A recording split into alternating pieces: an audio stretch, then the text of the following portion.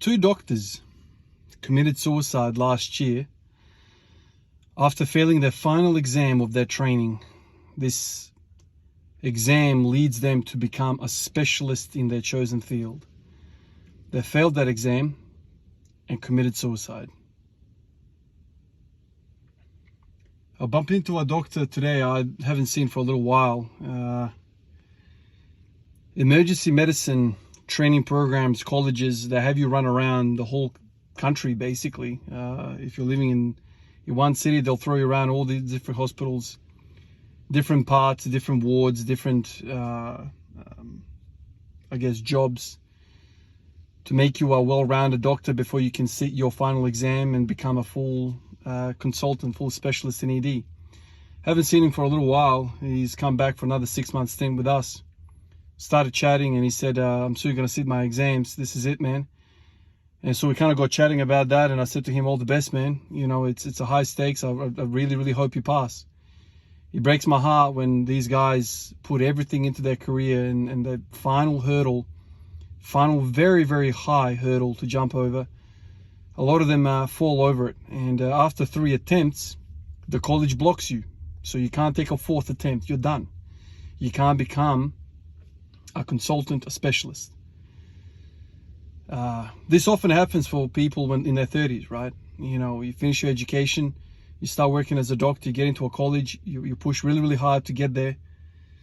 And by the time you're kind of mid-30s, late 30s, some even do it early 30s, you know, you're around this period, you meet somebody, you meet your partner, you buy a house, you buy a car, you start a family, you have kids, you get married, and in the midst of all of that, there's this humongous hurdle in your career that you have to pass. And for a lot of people, and like these two people that committed suicide, it was just too much. To me, it's absolutely incredible how somebody from outside, somebody that's not in the game of health, somebody that doesn't understand anything other than you're a doctor, you're not. Somebody from afar will say, how does a doctor commit suicide? You're a freaking doctor. You've made it. It's such a prestigious position, and you've gone and done that. What I was saying to this fella is, it doesn't really matter where you are. Eventually you get to a position where you're surrounding yourself with people in a room who are exactly like you. Let's say for these people, they're all doctors and they're all striving to become specialists. And so when you fail, you become, let's say, the bottom of that little hierarchy in that room. You're not comparing yourself to the other 8 billion people on the planet. You're comparing yourself to the 12 people in the room or whoever is in the room.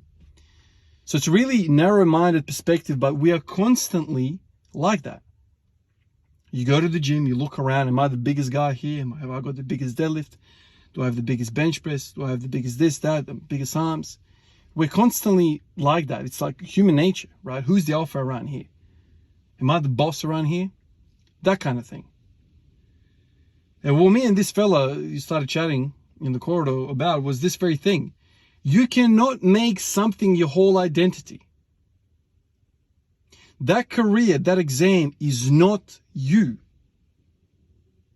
If it is you solely identify by a pass or fail grade, there's something wrong with you, man. You are not complete. You are easily conquered. You will have a lack of coping mechanism when life hits you in the guts. Whether I squat 300, whether I do really well in nursing, whether I do this, I'm not just one thing. I'm not just a squat everyday guy. I'm not just a dad. I'm not just a husband. I'm not just a friend. I'm not just a car lover. I'm not just all of this stuff makes me up in various different proportions. But some people, they put everything in their life into this one thing, and when it goes to shit, they're like, well, this is pointless. I'm out of here. To me, it's really disheartening how people in this age, it's almost like they're growing up in households that don't teach basic human survival skills, processing. Schools are basically falling apart for the most part. You know, in this country, we've gone so far left, I don't even know if we're on the freaking scale anymore. You know, they're teaching fluffy shit. I don't even want to get into that stuff, but there's a lot of stuff that happens in this country that blows my mind. right? I mean, there's other countries that are too far right, I understand, and it's a continuum, and there's always a struggle. But you cannot rely on the institution, on a country to raise your kids, to teach your kids. It all starts from the home. 80% of the child's understanding of the world has to come from the house, has to come from the parents. I don't care if my kids become a doctor, a lawyer, engineer, rubbish truck driver, a concreter. I don't really care. All I care is that they are happy, they have respect for people around them, and they are good human beings. Good human beings that are happy. What good is a doctor who is dead after committing suicide after their exam? What are we doing, man? What are we doing? Their whole world fell apart when they got the result that they failed that exam. Somebody that's given everything into their career, studied all their life, they were probably earning really, really good money by the time of this exam. They're probably earning $150,000 by this time. But when they pass this exam, it goes to like 200, 250 or whatever the hell it is. It's a big jump in salary when they finally get over that hurdle and they become full-fledged consultants. It's a big thing, right? It's a big reward. But so what? You didn't get it. Whatever. You've still got $150K in your pocket every single year, man. You're not going to go hungry. You're not going to go cold. You got everything you need. The only difference between that success of that in an exam is maybe a better car, maybe a bit of bragging rights, maybe a little bit of an ego boost. What the fuck changes? What changes, man? What changes in my life if I squat 300 kilos? Does anything change? Does my wife love me more? Do my kids love me more because I've done that? No. They respect me the same way they respect me right now. They know I'm going to grind every single day. They know I've got a really strong work ethic. They know I never give up. I'm teaching them lessons through the journey, not the destination. They've seen me get up at 4 o'clock in the morning to train. They've seen me do all these things. I'm showing them the process. That's all that matters. If you've given your absolute freaking best and you come short, fuck it. Fuck it. So what? You've given your absolute best. None of this shit, suicide. I'm going to jump off the bridge. Dude, there are many things in life. There are many things in life. You are telling me that exam defies you? You're telling me that everything that you've worked for in your life, this is the pinnacle. So those people have siblings, mums, dads, friends. Lots of people will, I don't even know who these people are, but I can imagine they were gutted when this happened. Of course. It's gut-wrenching shit, man. It's gut-wrenching. And I sit here and I'm like, maybe these people grew up and they didn't understand how to process some of these thoughts, how to process some of these ideas. No, dude, no one gives a fuck if you're a consultant or not. Do I give a shit if you're a consultant or not? I hope you respect me for me as Ivan, not the guy that squats every day, not the guy that has a nice car and a nice house or has a nice wife or nice kids or whatever the hell is going on. No, man, it's just me. I'm Ivan, man. What's going on? But some people, they completely grab a hold of themselves in this identity. This is me. This is me. I'm the squat everyday guy. Make or fail, if I don't get to 300, I'm a complete failure.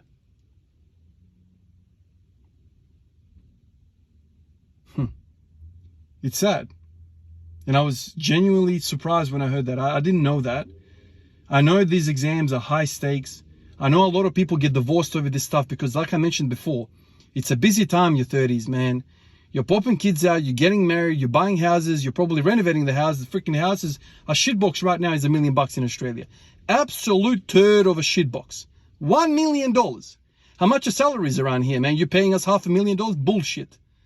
Everything's going up through the roof. The carrot costs $25, man. I get $30 an hour, so I got to work all day long to buy one fucking carrot. So we're all renovating pieces of shit, right? All of this shit going on in our life, sending kids to school, doing this, doing that. And now we have to battle this huge hurdle of becoming a freaking specialist in emergency medicine. Whilst putting pressure on you, if I'm not seeing you, you're studying 16 hours a day. If you don't buy, I can't take another year of this shit. Me and the kids are getting the fuck out of here. The guy goes, since the exam fails, and he says, what the fuck have I done? I've lost my kids, I've lost my wife, Everything's going to shit. I can't even sit this exam properly. I failed in every. I've put all my eggs in one basket and it's all going to shit.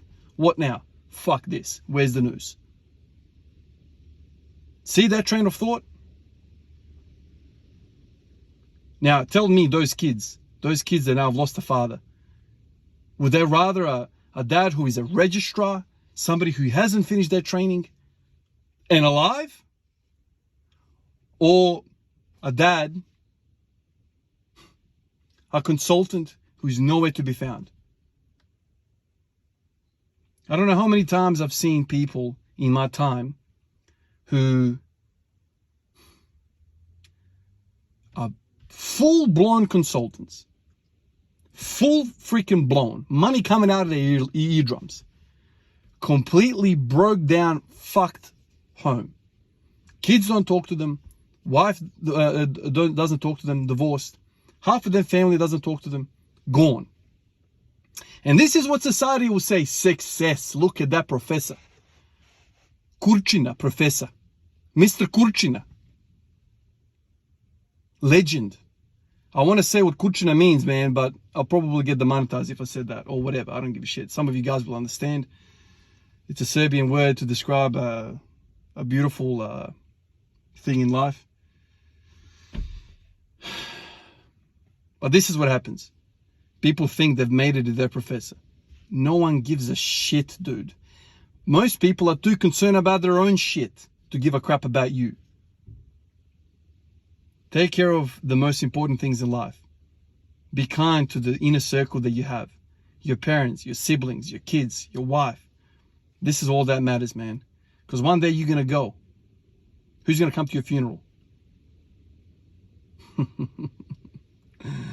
Where's that associate professor that you once did a paper with? Like he gives a fuck. He's there to fucking milk you like everyone else. Your kids, your wife, your family. They're not going to just rock up to that funeral, mate.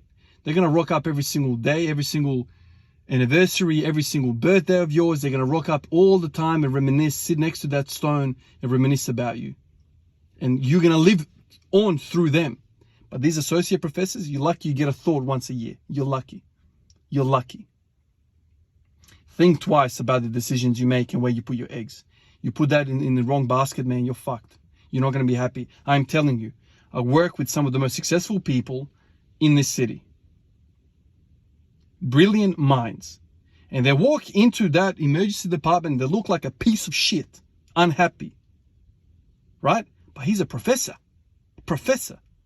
Now in my mid-30s, I'm looking at him, I'm like, I ain't jealous of you, dude. When's the last time you saw your kids? Right? Some things, in my opinion, are not tradable.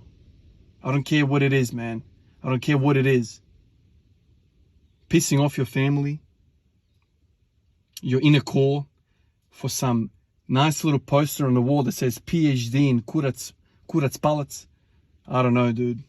I don't think it's worth it. But you make your decision. All I'm saying is look up the people that you are striving to be and see if they're happy. Try and really, really study them to see if they're happy. That bloke that drives with the fancy Ferrari and the Aventador Lamborghini, is he really happy? Is he having a nice sleep at night? Is his soul full? Is that spirit glowing? There are a few out there, but the majority have sold their soul to get to that shit. Appreciate you guys. I'll catch you in the next one. Peace out.